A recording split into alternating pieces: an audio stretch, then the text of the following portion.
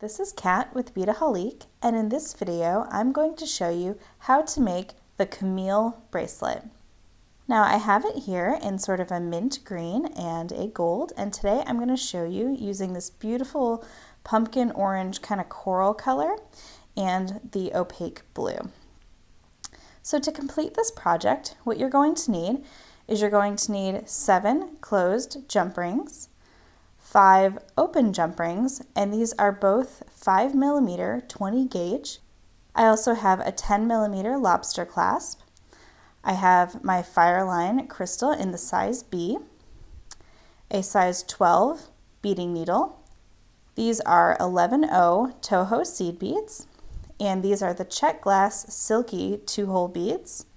You can see they have a ridge on one side and are kind of flat on the other. I also have my trusty thread zap, and I have a pair of pliers to help me just simply open my open jump rings. So let's go ahead and get started. So you'll see here, I have one that has 6 links, and these are attached by closed jump rings. And the 6 links will give you a bracelet that is about 7 inches. Now when you get your Silky's beads, you'll actually get a strand that kind of looks like this. And to make this bracelet, you'll be using all but 4. So if you do want a longer bracelet, you will need to purchase an additional lot of these Silky's beads. So to make one little link, that's what I'm going to show you. We're going to start by taking a length of our crystal Fireline. And you probably only need about maybe 18 inches or so. And I'm just going to use my thread zap here and just zap that off. Set that aside. Now I want to show you a neat little trick. I always have trouble threading my needle, especially when I use the thread zap, because it creates a nice little tail piece. So what I do is I take my flat nose pliers and I just pinch the end, and it kind of makes a flat little sort of fan effect. I don't know if you can kind of see that. Here, let me show it to you. Right there, you see that? It kind of creates a little flat. And I notice that now my needle usually slips right on and I'm ready to go. So go ahead and bring your thread down. And what we're going to do, for each unit, we are going to use 6 Silky beads. So go ahead and pick up 1 bead, and you're going to go through the top hole there. And just slide that down. You're going to pick up 1 seed bead, and you're going to pick up another Silky bead. But before you do, I want to show you the way that you have to pick it up in order for it to lay correctly. You're going to need to go through the top of the Silky bead, because you'll want all of the ones that line up to actually have the ridge on top. And you can just sort of test it by just bringing it down. So I'm going to pick up another bead. Again, going through the top. Pull down. Repeat again until you have added all 6.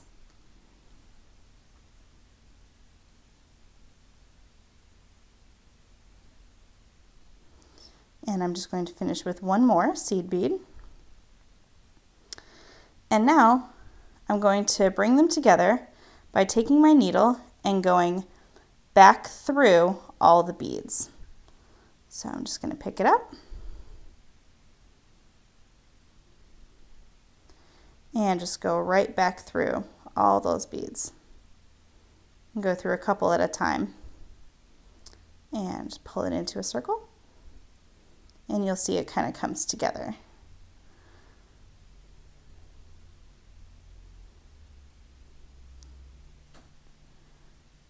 And just keep going around.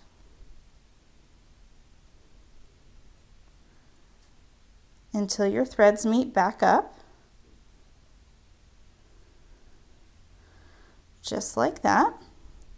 And now I'm just going to take it and just do a little double overhand knot. Just pull through And this is where you're going to want to pull tight because you're going to want some good tension on these beads. So there's one knot and a second knot.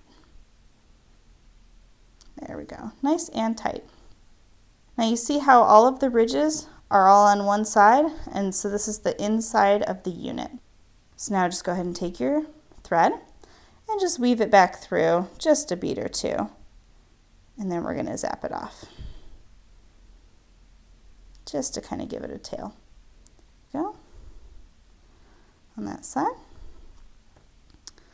All right, so now we're going to take our thread zap and just zap off that one, and you can just toss that away and zap off this side. There we go. So this is what the inner unit looks like. So now what we're going to do is we're going to create the outer unit. Again, take another length of beading thread, and this one you'll want to be just a little bit longer, maybe 2 feet or so. And you'll notice that you will sort of waste a little bit of thread, you know, I air quotes, waste. But I think that it is too difficult to work with such a small amount of thread. You'll end up, you know, just being very frustrated trying to get it through the loop there.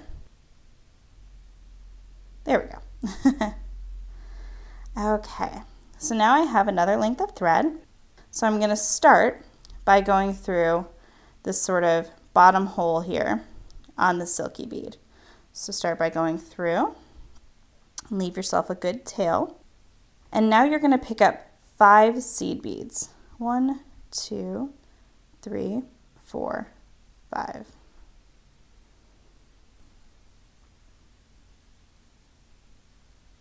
Okay, and go through the next bead, pick up 5 more, 3, 4, and 5,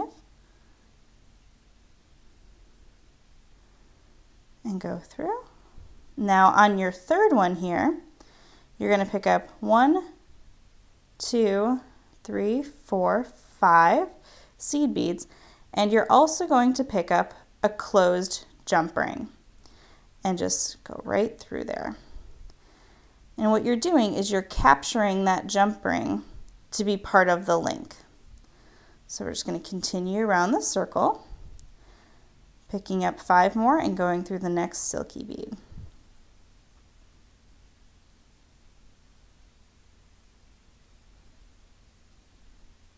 Now when you come to the 6th round here, you want to get another jump ring in there because you want it to be directly across. So again, you pick up your 5 seed beads and your 1 jump ring, and go ahead and go through there. And now before we tighten this up, just to reinforce it a little bit, we're going to just follow our thread path all the way around that top circle.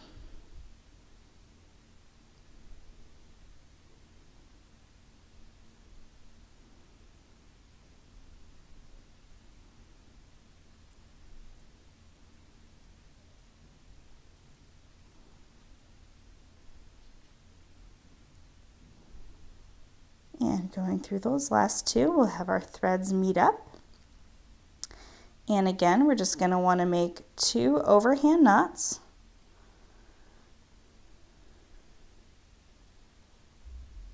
And just tighten that all up right there.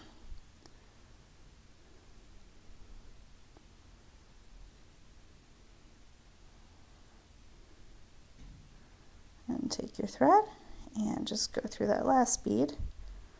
There we go. And now we're just going to zap off those 2 threads.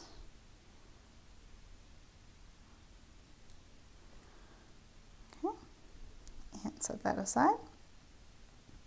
So that is how you make one of the units. And just know that when you're making your second unit, when you come around to that second closed jump ring, you're going to want to use this one and just thread straight through it. So you can see right here, these share that gold jump ring right in the middle there. So go ahead and finish off your other 5, and when I come back, I'm going to show you just how to quickly finish the Camille bracelet. So now that I've completed all of my links, this is what I'm left with, and these are all closed jump rings that I have in here. So now I'm just going to go ahead and show you quickly how to attach the clasp. So go ahead and pick up your chain nose pliers and one of the jump rings. This one's already a little bit open for me, but I'm just going to take my pliers and just open it a little bit more. And I'm going to slip it onto one of the ends through the closed jump ring, and then I'm just going to slip on my lobster clasp and close that jump ring.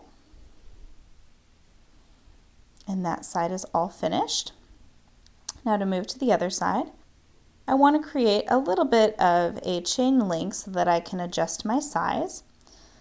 So go ahead and pick up one jump ring and open it.